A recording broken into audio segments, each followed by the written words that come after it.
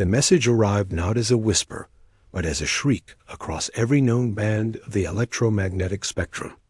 It wasn't a directed communication, but a broadcast, an omnidirectional scream of such power that it overloaded listening posts on 100 worlds. For 3 standard cycles, the galaxy's great powers, the 7 species of the concordance of sentient life, had watched the signal propagate. Their scientists and xenolinguists working in a frenzy of fear and fascination. The source was a star system on the distant, trailing spiral arm of the galaxy, a region considered a backwater. Its only notable feature was a singular, unremarkable blue-green planet orbiting a mediocre yellow dwarf. A world classified as primitive. A world they had all, for millennia, ignored. A world whose native species, known to themselves as humanity, had never developed faster than light travel, never left a footprint beyond their own moon, and were presumed to be on the inevitable path of self-annihilation that most tool-using species followed. Now, that world was screaming at the Cosmos. Senior xenolinguist V. Core of the Atali, a species whose auditory membranes were considered the finest in the concordance, sat in the hushed silence of the central analysis chamber. Before her, a holographic representation of the message pulsed a complex waveform that was simultaneously a mathematical constant, a linguistic structure, and most disturbingly, a targeting solution. It was repeated in a loop, each iteration identical in its brutal clarity. Stop, or be annihilated. The translation had been easy. Too easy. The message was crafted with a deliberate simplicity, a foundational mathematical primer that any spacefaring species would recognize. It was an invitation to understand, and the understanding was a threat. Vicor's palps twitched with unease. The phrasing wasn't a plea. There was no desperation in the syntax. It was the cold, flat statement of a border guard, a warning issued by something that possessed absolute certainty in its own capability. This is illogical, rumbled Ambassador Thrax of the Doornog, his massive, carapached form dominating one side of the conference table.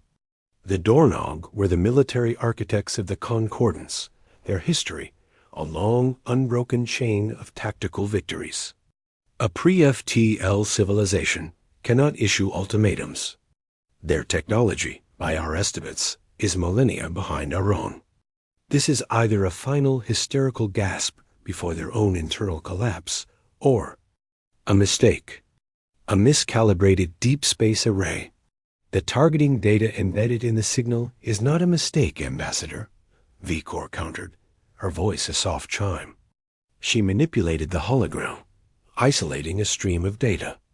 It contains precise trajectories, mass, and composition of every concordance vessel currently stationed within 300 light-years. It knows our patrol routes. It has mapped our supply lines. This is not the work of a species flailing in the dark. It is the work of a species that has been watching. Admiral Callan of the Vels, the Concordance's preeminent tactician, had remained silent, her bioluminescent patterns flickering in a slow, contemplative rhythm across her slender form. She was old, by her species' standards, and had seen the rise and fall of empires. She finally spoke, her translated words emerging as a whisper of rustling leaves. They are not asking for negotiation. They are not announcing first contact. They are issuing a final directive. The question we must answer is not how they achieve this, but why now? The debate raged for weeks. The political factions of the Concordance fractured. Some, like the merchant guilds of the Vellani, argued for immediate compliance, fearing disruption to trade routes. Others, led by the Doornog's military council, demanded a show of force. We cannot be seen to bow to the demands of primitives, Thrax had thundered, his voice shaking the chamber's walls. It will set a precedent that will unravel the Concordance. A fleet was assembled. It was a formidable force. 50 dreadnoughts, 100 support vessels. all carrying the latest in phase shift shielding and matter disintegration weaponry. It was the largest concentration of military power in the Concordance in over a century. It was meant to intimidate, to investigate, and if necessary, to neutralize the threat. Their orders were to enter the system's outer reaches, establish a blockade, and demand an explanation from the primitive species that had dared to threaten the Galactic Order. Admiral Kalen was given command, not because she believed in the mission, but because she was the only one the fractured council could agree upon. As her flagship, the Indomitable, slipped into the dark between stars, she studied the message again. She noticed details the others had missed. The mathematical primer wasn't just a key to translation. It was a key to their history. Buried within it were echoes of their own scientific milestones, a subtle statement of parallel evolution. And in the silence between the repeating warnings, there was another layer, a background hum of desperate, frantic energy. It wasn't the calm of a superior force. It was the focused intensity of a species with its back against the wall. She ordered a deep reconnaissance drone sent ahead, an unarmed probe designed for stealth. The data it returned, 3 days before the fleet's arrival, made her chromatophores flash white with a shock she hadn't felt in a century. The target system was a graveyard, not of war, but of industry. The asteroid belts had been methodically dismantled, their mineral wealth consumed. The outer gas giants were ringed not with natural ice, but with millions of automated refineries, their great scoops dipping into the atmospheres to harvest hydrogen and helium. The inner system was swathed in a haze of nanites, solar collectors, and what appeared to be a Dyson swarm in its final stages of completion, a sphere of energy-collecting satellites that was slowly, methodically, enclosing their sundot. It was a civilization that had harnessed the total energy output of its star, a feat the Concordance, with its combined 7 species and thousands of years of cooperation, had only ever theorized. The primitive species on that blue-green world hadn't crawled out of its cradle.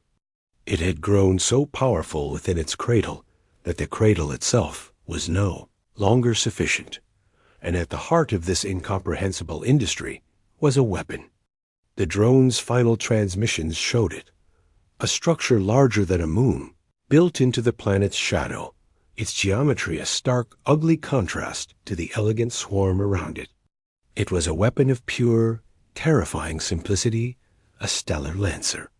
It used the collected energy of the star itself, focusing it into a coherent beam of unimaginable power. A beam that, according to Kellen's tactical models, could punch through a planet's crust, through a fleet's formation, and could, if sustained, cause a star to go nova. The message was not a bluff. It was a courtesy. Kalen sat in her command chair, the tactical display showing her fleet approaching the system's heliopause. The Indomitable sensors were now being painted by a targeting system she couldn't begin to understand. The human weapon was active, its aim locked on the heart of her fleet. The second warning came then, not as a broadcast, but as a tight beam transmission directly to her flagship. The voice was flat, tired, and utterly without emotion. Admiral Kalen of the Concordance, you have entered a restricted zone. This is your final warning. Turn back or be annihilated. There will be no further communication. She saw the truth then. This wasn't a war. It wasn't a negotiation. It was a species, having evolved to a level of power the rest of the galaxy couldn't comprehend, drawing a line in the void to protect something. But protect what? The answer came to her as she looked at her tactical display, at the 50 dreadnoughts that represented the apex of her civilization's martial prowess. They were a candle flame preparing to spit at a star. She opened a channel to her fleet. All vessels. Her voice was calm, a whisper that carried the weight of 1,000 years of wisdom. We are reversing course. Set a new heading for Concordance space. Maximum burn. Thrax's enraged face appeared on her private screen, his mandibles clicking in fury. Admiral, This is cowardice. We have our orders. The Council will. The Council, Kalen interrupted, her voice still a whisper, yet cutting through his bluster, sent us to investigate a threat. I have investigated. The threat is real, and it is beyond our capacity to counter. I will not be responsible for the annihilation of this fleet and the crippling of the Concordance's defense. The Council can court-martial me when we return. But we will return. She cut the channel, ignoring his continued protests. As her fleet began its ponderous turn, a new sensor reading appeared. The human weapon's energy signature spiked, and for a heart-stopping moment, Kalen believed she had made a fatal miscalculation. But the beam that lanced out did not strike her ships. It sliced through a nearby uninhabited system, cleaving a lifeless, rocky world in two with a surgical precision that made her secondary heart stop. The debris field spiraled out, a silent, unmistakable monument to their capability. It was a demonstration, a final punctuation mark to their warning. As the Indomitable and its chastened fleet fled back into the darkness, the third and final message came, this one directed only at Kellen's flagship. It was a single sentence, stripped of all preamble. We are not the ones you should fear. Something else heard your engines. Something that has been hunting us. It will be at your home world soon. We were trying to warn you. Now you have drawn its attention. The return of the fleet was not triumphant. It was a shamed, bewildered retreat that plunged the Concordance into a crisis of faith. Admiral Kellen's actions, her refusal to engage, and her flight from a primitive system were debated in every council chamber, every news feed, and every private residence across the 7 home worlds. The Dornog demanded her arrest for cowardice. The Velani, terrified by the economic implications of a hostile power with such capabilities, called for immediate appeasement. The political structure, built on millennia of unassailable dominance, began to crack. Kalen stood before the Grand Assembly of the Concordance, her form dwarfed by the tiered seats of the 7 species representatives. The holographic evidence of the human stellar lancer, the dismantled asteroid belts, and the burgeoning Dyson swarm played in the center of the vast chamber. But it was her final words, the chilling warning from the humans, that had sown the deepest terror.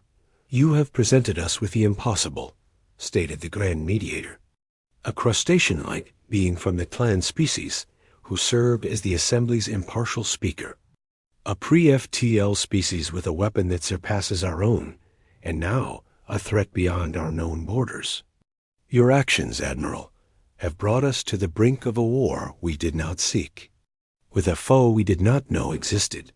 My actions, Kalen replied, her voice steady but weary, prevented the destruction of our primary fleet and gave us the only gift of value we have received from this encounter, time and information. She gestured to the hologram, which shifted to display the tactical data from the human system. I have analyzed their final transmission, the background energy signatures, the reason for their warning. They are not building that weapon to threaten us. They are building it to survive. The chamber erupted. Thrax rose to his full height, his armored plates grinding against each other. A convenient excuse for cowardice. They are a species on the cusp of godhood, fortifying their system. And you expect us to believe they are afraid? Of what? A phantom? Of this, Kalen said, and with a command to her ship's computer, she displayed a new set of data. It was a composite image, painstakingly reconstructed from the deep reconnaissance drone's final moments before it was destroyed by a stray energy pulse from the human system. It showed the space between galaxies, the vast, dark void beyond the Milky Way's spiral arms. And in that void, there was a shape. It was not a ship nor a fleet. It was a wavefront, a ripple in the fabric of space-time, propagating at a significant fraction of the speed of light.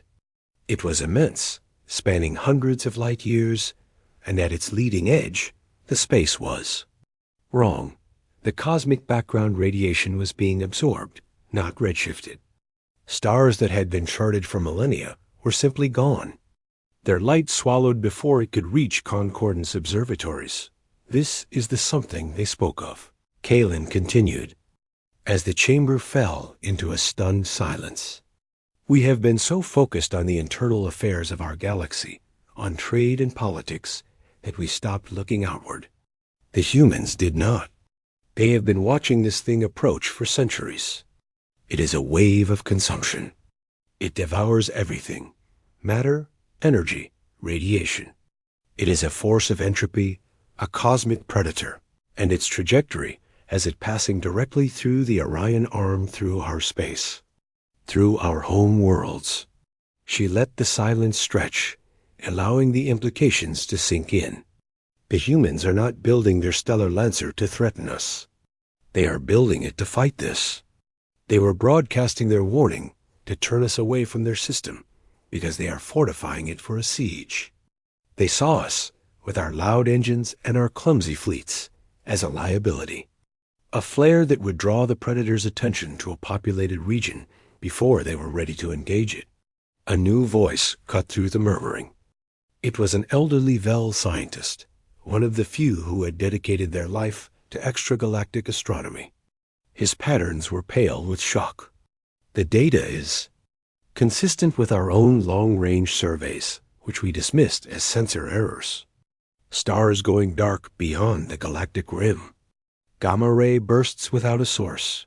We chose to see what we wanted to see. He turned to the assembly. If Admiral Kellen's data is accurate, this force, this wave, will reach the outer colonies of the concordance within 50 standard cycles. Our core worlds will be in its path within 100. We have no defense against it. None. The political blame game evaporated instantly.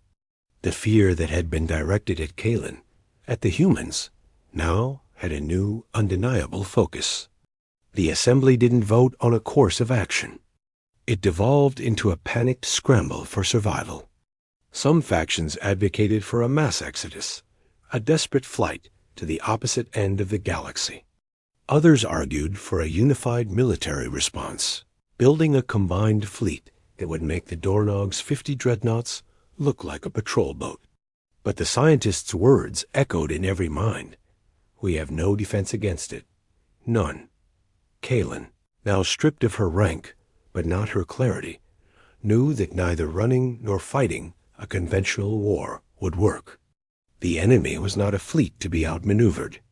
It was a force of nature, and there was only one species in the galaxy that had demonstrated the foresight, the industry, and the sheer terrifying will to prepare for it. The species that had looked at the darkness between galaxies and, instead of looking away, had chosen to build a sun-powered lance to fight it. She did not seek permission. She took a small, fast courier vessel, one not logged in the official fleet registry, and she set a course for the human system. The journey was long, even at maximum FTL. It gave her time to study everything the Concordance had on humanity, which was shockingly little. They had been dismissed as violent, tribal, and self-destructive. But their history, the fragments she could gather, told a different story. A species that had survived ice ages, asteroid impacts, and its own self-destructive tendencies by doing the one thing the peaceful, stable concordance species had long forgotten: adapting under pressure, evolving not biologically, but technologically and socially, in leaps and bounds driven by existential crisis. When she arrived at the heliopause of the human system, she was not greeted with a weapon lock. Instead, she received a simple text-based message. "State your purpose, Admiral." She transmitted her reply, knowing it would be scrutinized by minds far sharper than her own.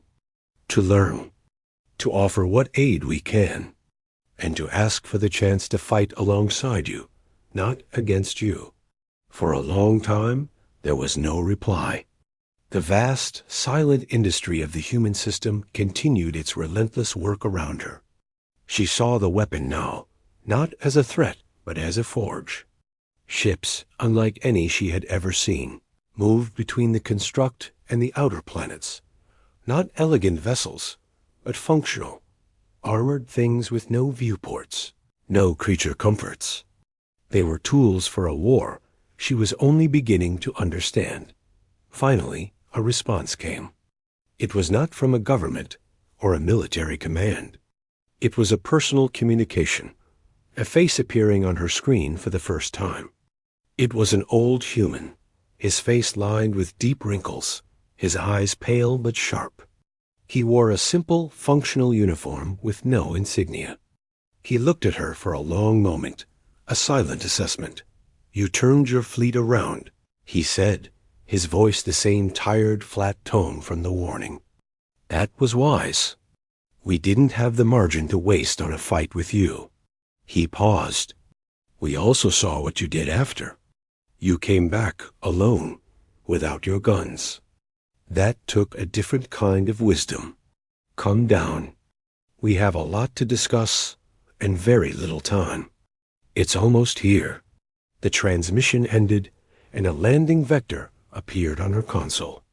As she guided her small ship past the skeletal framework of the Dyson swarm and towards the blue-green planet below, Kaylin felt a sensation she had not experienced in a millennium of life. It was not hope. It was something older, more primal. It was the recognition of a kindred spirit, a survivor. She was no longer an admiral of a galactic power.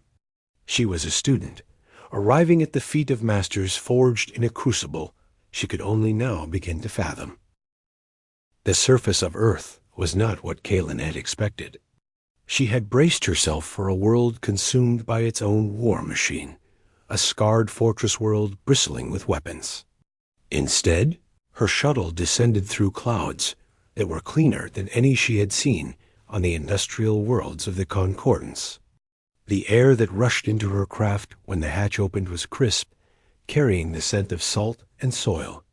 The city she was guided to was built not in defiance of the landscape, but woven into it. Structures of gleaming composite materials rose from within vast, preserved forests.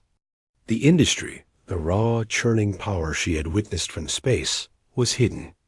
It was all in the orbital ring, the asteroid forges, the swarm. Down here, humanity had chosen to preserve what it was fighting for. Dachi was met by the old man from the transmission. His name was Elias, and he was introduced not as a general or a leader, but as the project coordinator for systemic defense. He led her through quiet, efficient corridors into a command center buried deep beneath a mountain range. It was here that the true scale of humanity's undertaking became visible. The walls were covered in displays showing the encroaching wavefront, updated in real time. A holographic model of their stellar lancer dominated the center of the room, its projected firing solutions tracing complex paths through the galaxy. For 3 days, Kaylin learned. She was given access to data the Concordance would have sold its member worlds for. The humans called the incoming threat the Ravenous. Their scientists had determined it was not a naturally occurring phenomenon. It was a relic, perhaps, of an ancient, failed experiment in faster-than-light travel, or a weapon from a war so old that all other evidence of its combatants had been erased. It was a self-sustaining distortion in spacetime, a wound in the universe that propagated by consuming any and all forms of mass energy it encountered. The more it consumed, the faster it grew. It had been feeding for eons, crossing the intergalactic void, and its path was now leading it through the rich, star-dense spiral arms of the galaxy. "Our warning to you," Elias explained. His image reflected in the vast displays wasn't just to keep you away. We were trying to get you to look, to see what was coming. Your fleet's arrival was problematic. The energy signature of your FTL drives is like a dinner bell to it. We had to mask your entire fleet's retreat with a solar flare to keep it from diverting towards you immediately. Your little courier ship We've been masking its path since it entered our sensor range. Kalen felt a cold dread. They had been not only blind, but actively dangerous. Our worlds, our people, they are preparing to flee, to build a fleet. Elias shook his head, a tired sadness in his eyes. Fleeing won't work. It's faster than any FTL you have. It doesn't travel through normal space. It folds it. And a fleet? He gestured to the Lancer model. Is just more fuel for it. You can't fight a wildfire with more fire. You have to starve it. Or you have to hit it with something so fundamental, it can't digest it. He explained their plan.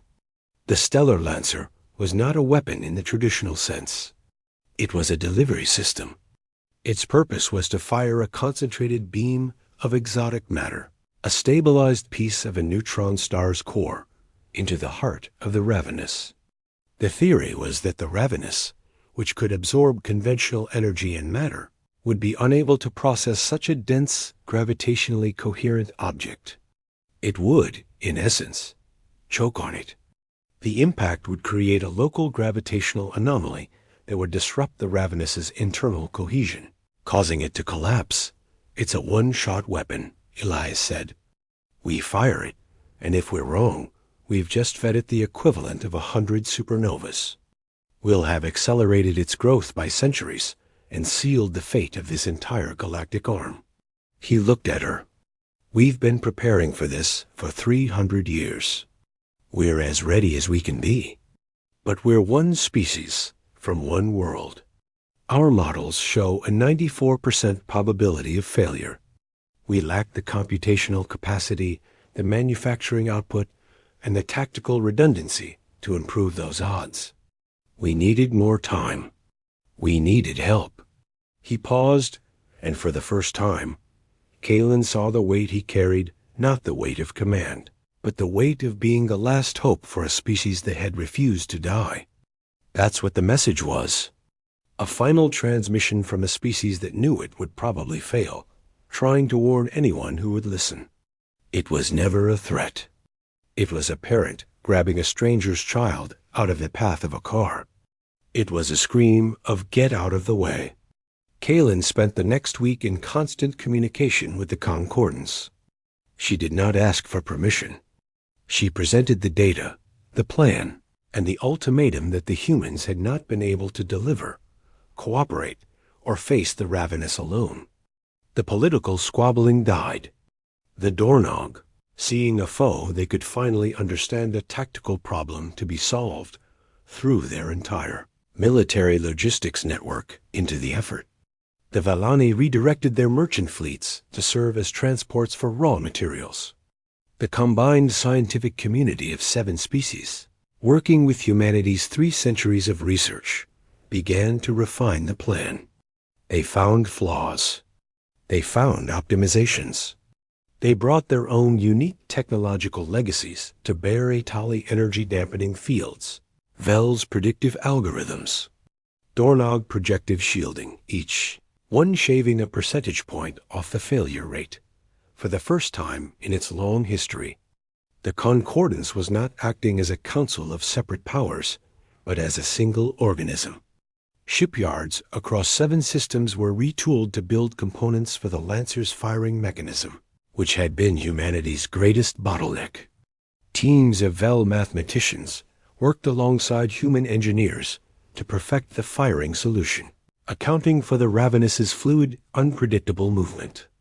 The Dornog constructed massive, unmanned decoy platforms drones that could mimic the energy signature of a populated world, designed to be launched on a perpendicular course to try and lure the Ravenous away from the core systems. If the primary plan failed, Elias and Kalen stood together on a viewing platform as the final pieces of the integrated system were maneuvered into place.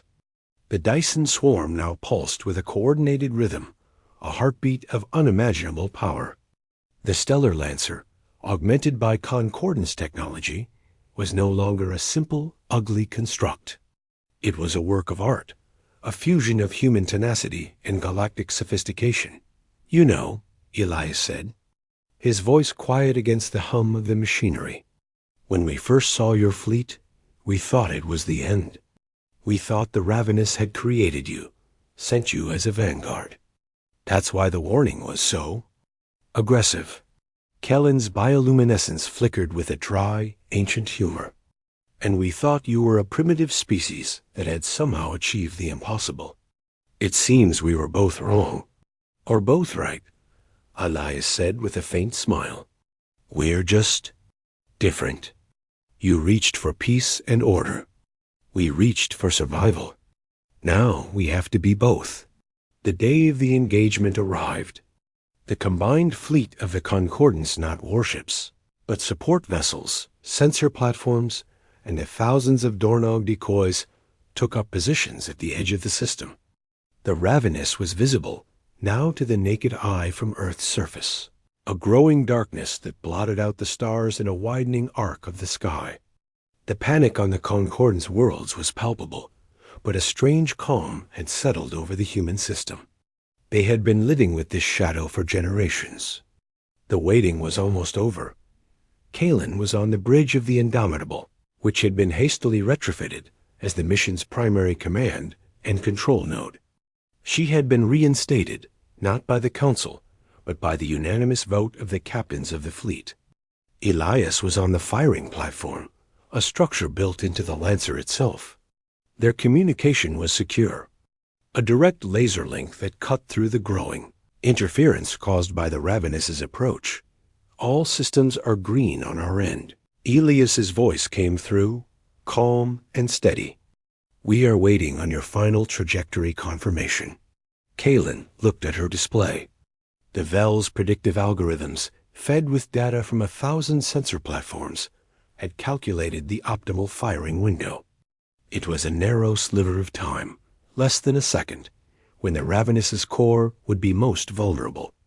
The Dornog decoys were already launching, their bright, artificial energy signatures streaking away from the system, a desperate gambit to split the Ravenous's attention.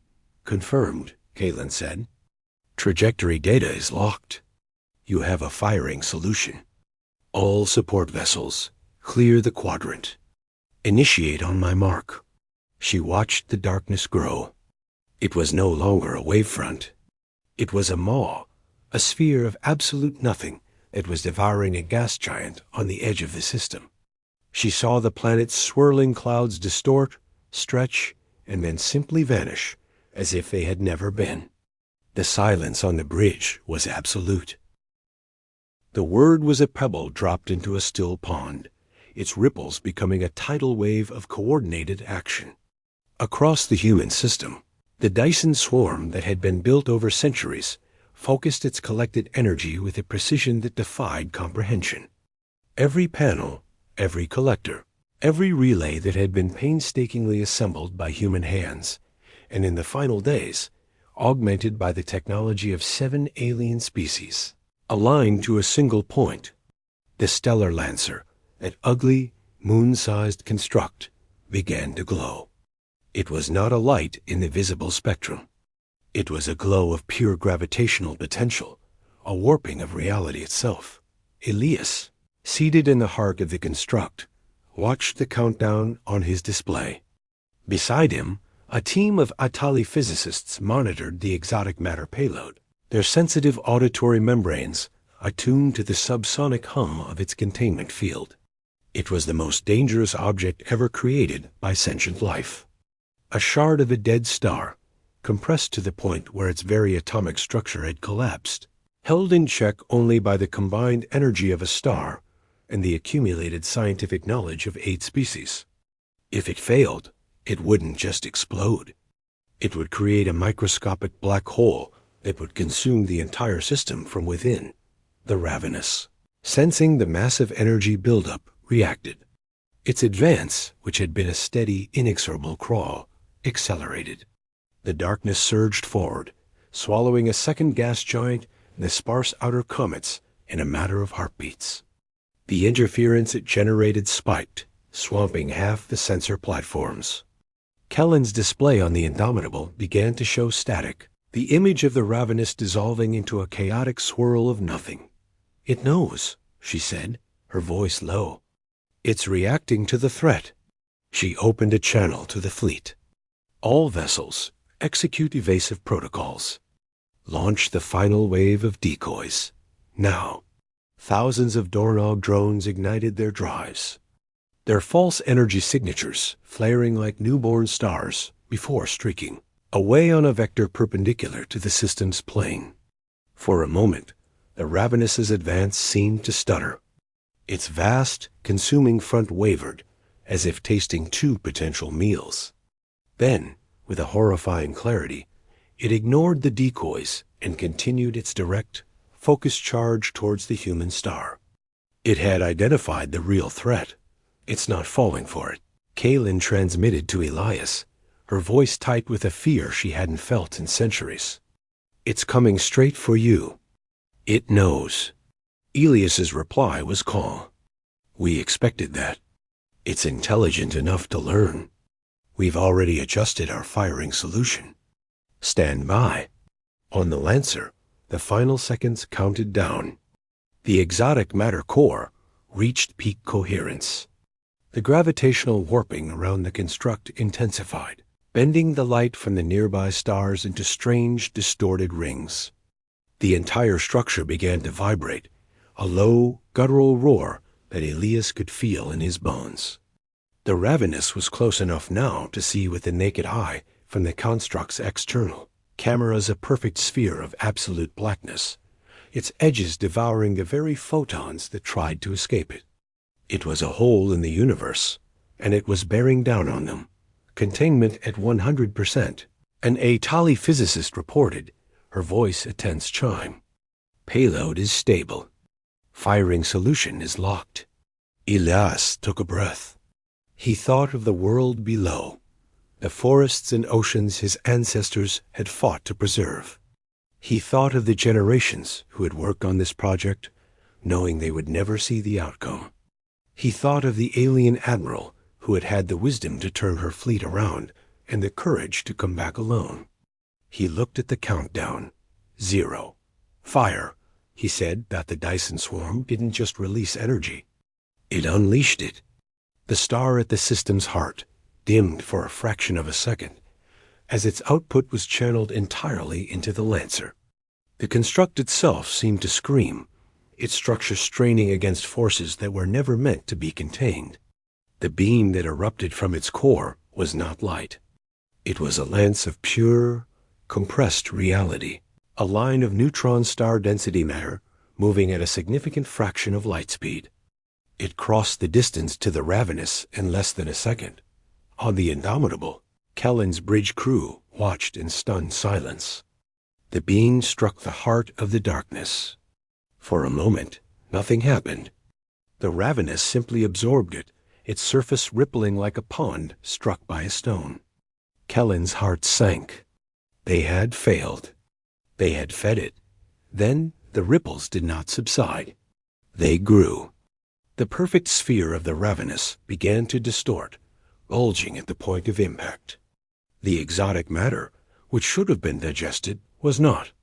It was stuck, a splinter of impossible density lodged in the predator's gullet. The bulge grew, stretching the darkness thin. The gravitational interference that had been swamping their sensors began to fluctuate wildly, a sign of internal chaos. "It's choking." A Vel scientist breathed, his patterns flashing with incredulity. "The payload is disrupting its internal cohesion." The Ravenous writhed. It was no longer a wave of consumption. It was a wounded animal. It tried to divert its mass, to absorb the splinter, to expel it, but the physics of its own existence worked against it. The exotic matter was too fundamental, too dense to be unmade by the forces it commanded.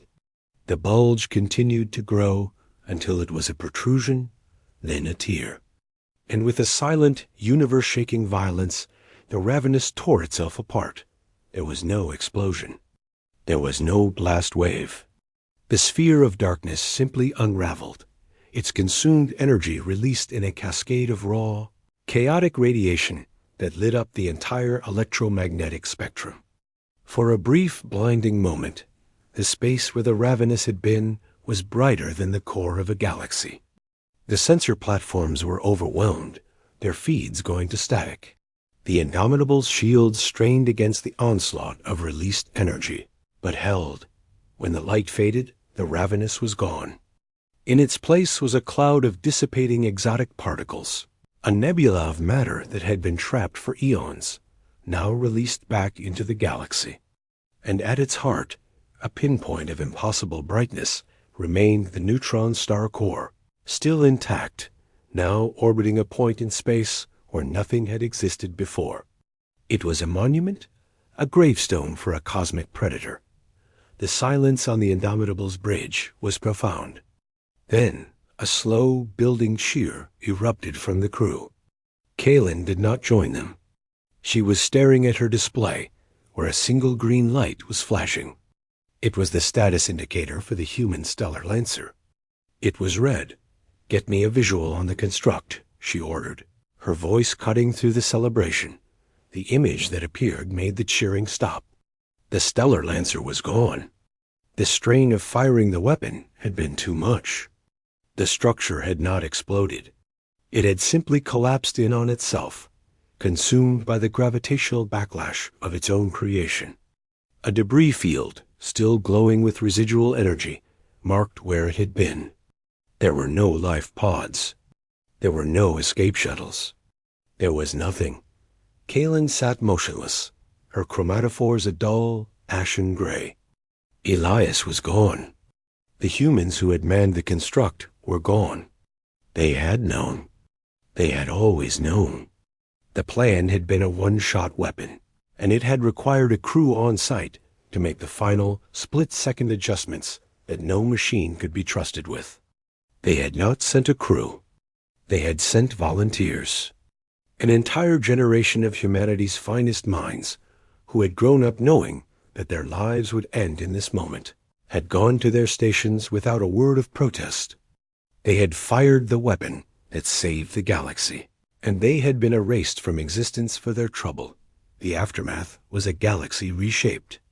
The Ravenous was gone, but its passage had scarred the Orion Arm. Several concordance colonies on the fringe had been consumed before the final engagement.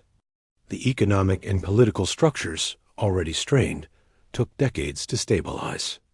But in that stabilization, something new emerged, that the memory of humanity's sacrifice became a cornerstone of a new concordance. It was no longer a council of convenience, but a union forged in shared sacrifice and a sobering awareness of cosmic vulnerability. A permanent joint scientific and defense initiative was established, its charter written in the shadow of the human achievement. It was tasked with looking outward, with watching the intergalactic voids, with ensuring that no species would ever again have to face such a threat alone. And humanity? They were no longer primitives. They were not conquerors.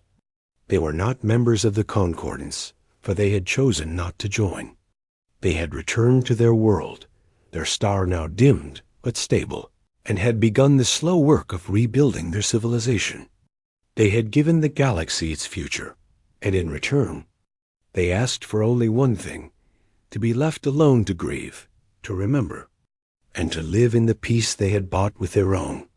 Admiral Kaylin, now ancient and revered, made a pilgrimage to the human system one last time. She did not go to Earth. She went to the debris field where the Lancer had been. It was now a sacred site, marked by a simple monument of unadorned stone, placed there by human ships. On it was inscribed a single phrase, the same phrase that had been the final transmission from their world. But now she understood its true meaning. It was not a warning to stay away. It was a plea for others to live. She placed a small token from her own world among the debris, a seed of a Vel's light tree, which would grow in the void, sustained by the residual energy of the construct. It would be a living memorial, a light in the darkness where humanity had made its final stand.